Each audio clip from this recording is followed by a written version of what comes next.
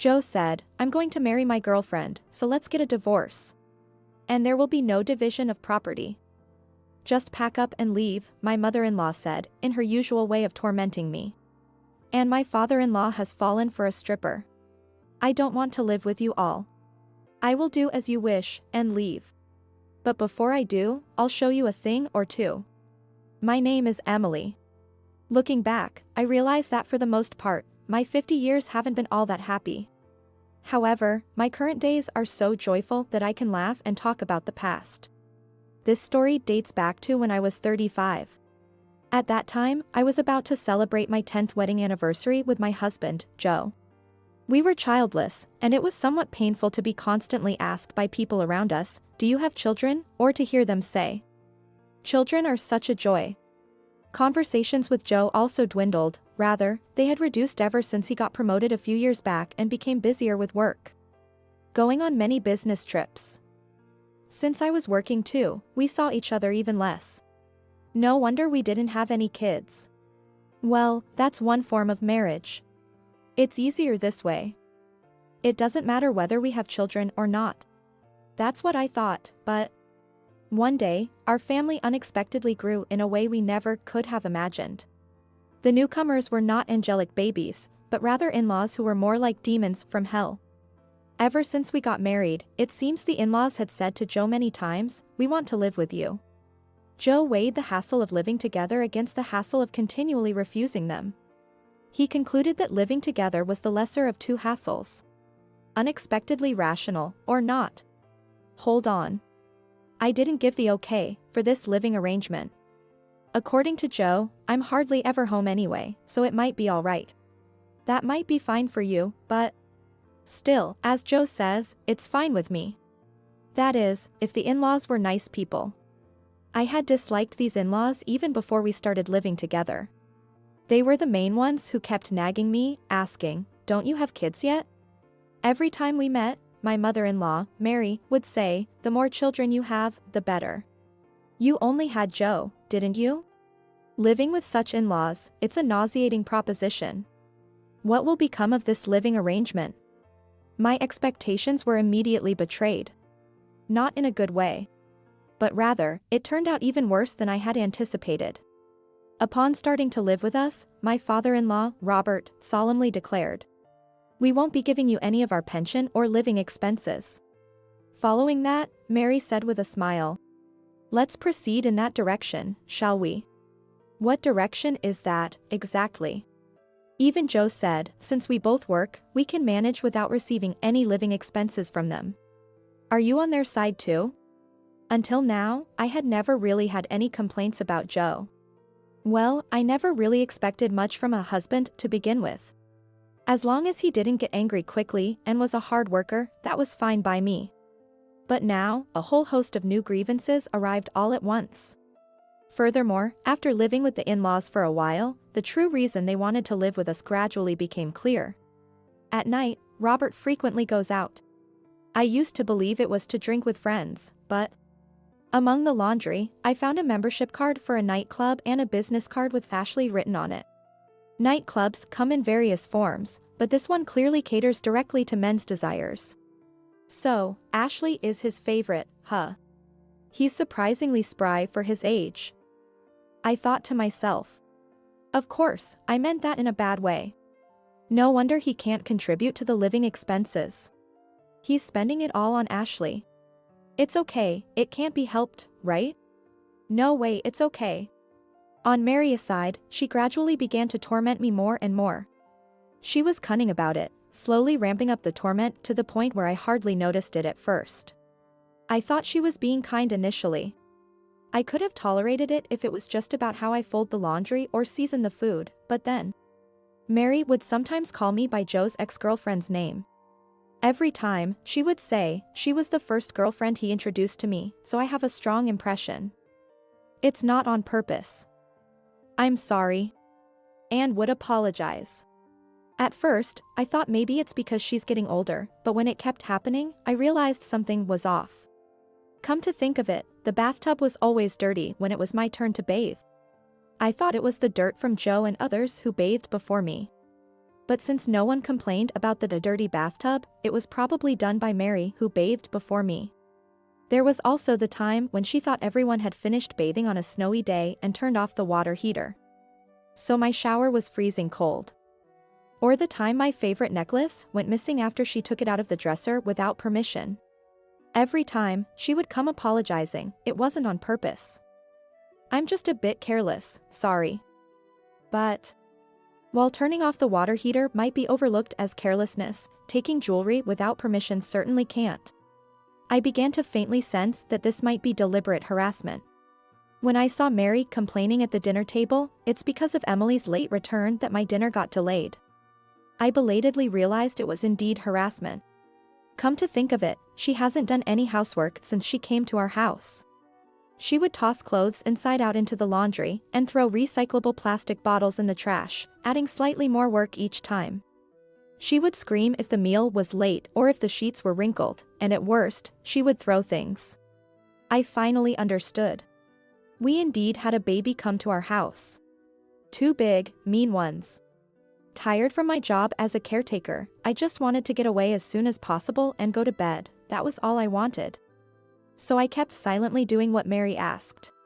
I didn't have the energy to argue with anyone when I got home. I wanted to rest my body as soon as possible, every second mattered. Tired as I was, it took me a while to notice, but it seemed Mary knew about Robert's nights out. When an actress appeared on TV, Mary would repeatedly ask him, "You like this type of girl, don't you?" "You do, right?" The actress's name was Ashley. The same name as the girl from the club. Robert looked pale. I asked Mary once about it. "Aren't you bothered by Robert's outings?" She replied, "If we got divorced, I'd be a divorcee at this age. That would be miserable, and it wouldn't look good, right?" Of course, I hate it. But he's probably just playing with professionals in those places, right? If it's not serious, I can deal with it. It wasn't because she cared about Robert but because she feared the social stigma of becoming a divorcee. I can't understand it, but turning a blind eye to infidelity must be incredibly stressful. And Mary's outlet for stress was harassing me. By harassing me, she could not only relieve stress but also avoid doing any housework. It was killing 2 birds with 1 stone. I was convinced. This was the background against which Mary had insisted on living with Joe. Since living with the in-laws, Joe has found more and more excuses, like overtime, to not come home. This house is rotten from the foundation to the pillars. If things continue this way, I might end up being crushed under these decayed floor joists. One day, about half a year after we started living together. It was a rare coincidence that we both were off from work. Joe suddenly said, "Let's get a divorce." It came like a bolt out of the blue. He had been having an affair with a former classmate for a long time. I didn't even know about her and he said he wanted to marry her. It turns out, their relationship started just before he got promoted. I thought he was working hard for my sake, but could it have been for his classmate? Was it my fault for not paying closer attention to Joe's behavior, using my tiredness as an excuse? I thought affairs were something you only saw on TV or with Robert. No, maybe it's natural for the son to do the same as his father. This house will be for her and me once everything is in place, so you just take your personal belongings and leave, Joe said. When Joe said this, Mary asked, "What about us?" "She's fine with you living together, so you can stay," he replied. "She's a good girl. Emily, don't you even try to divide assets. This house and everything in it will continue to be used by us." Wow, she really is a good girl. If she's cuter than Emily, then there's nothing more I could ask for. Mary, reacting to Robert's words, glared at him as if to say, "You always do this when you see a woman." But Joe and his father just laughed out loud. "These people are beyond help." I responded, "I understand. I don't mind the divorce. There's a family memorial service soon at our hometown, right? Could you wait until then?" "What, are you planning to feast at the memorial service?" "How shameful. I wouldn't bring a woman I'm divorcing. Just get out already. Who's the shameful one here? As if I'm worried about the food." Despite everything, it seems Mary and I, the only two women here who have been cheated on, can't get along at all. No, I was thinking of moving out on that day. Going to the memorial is a bit embarrassing since I was cheated on. It'll take some time to find a new place and handle the paperwork. I thought the timing might be good to work things out. To my surprise, it wasn't Mary but Joe who replied in a condescending manner, "If that's the case, then it's fine." As if he has any right to act superior after cheating. Don't underestimate me. I'll destroy everything. A week passed, and the day for payback had finally arrived. That day, the in-laws and Joe left home early in the morning to attend the memorial service in the countryside. They planned to return at night. All right then. Shall we get started? The garbage collection service I had arranged for arrived. I had them take everything from the house, from furniture to gadgets, and load it onto their truck. The sofa, right? The microwave, right? Joe and the in-laws' beds, and the clothes Mary had accumulated since moving in, they wouldn't need those either. Joe's favorite latest model vacuum cleaner, gone. The refrigerator, with everything inside, gone. From appliances to junk, everything was tossed out. Decluttering is the best. Every time something was thrown away, I felt refreshed. Next, the movers came to take my important belongings to my new place. By the evening, the house was empty. I heard the sound of the front door keys jangling. It seems Joe and his parents have returned. I decided to greet them as a good wife one last time, so I stood at the entrance with a bright smile. "What, you're still here?" Joe grimaced openly. The in-laws felt the same. "Oh, how terrible. Since this is the last time, it would be nice to see your face before leaving, right?" "I wanted to see your face." "What? You still have feelings for me?" Joe blushed slightly. "Humph. What the heck? Fine, want to have a meal together one last time?" Joe, strangely in a good mood, said this as he took off his shoes and headed to the living room. "Joe is so naive," sighed Mary, looking exasperated. "As for Robert, that's my boy," he said, giving me a smug look. "Makes no sense. Meals, huh? It would have been a nice way to part, if there was anything to eat." "What the, what?" Joe, having grasped the meaning of my words, let out an inarticulate cry as he looked at the living room. "What's the matter, you're being noisy?" Mary peeked into the living room following Joe. And just like Joe, she also screamed, "What?" Robert reacted the same way. "Wait, Emily, why, the fridge, no, even the furniture and appliances. Why is there nothing anywhere?" "Of course, I threw them out. The house looks bigger now, doesn't it? I thought it would be bad to leave the old furniture for your new life with her. Consider it a final favor. You threw them out. Why? Weren't you just preparing to move out? The move is already done. When you move, you throw out what you don't need, right? Have you forgotten? Most of the things we bought when we got married were paid for by me. It's not wrong for me to throw them away. I don't need them anymore." Joe pointed at me, his mouth opening and closing without any words coming out. He seemed too shocked to speak. "I'll consider this an even division of assets. Not that there's much to divide, anyway." Smiling, I watched as Mary exploded in anger. "How could you do this? I'll return those words to your idiot son. It's outrageous to engage in infidelity while having a wife and then tell her to leave because he's remarrying.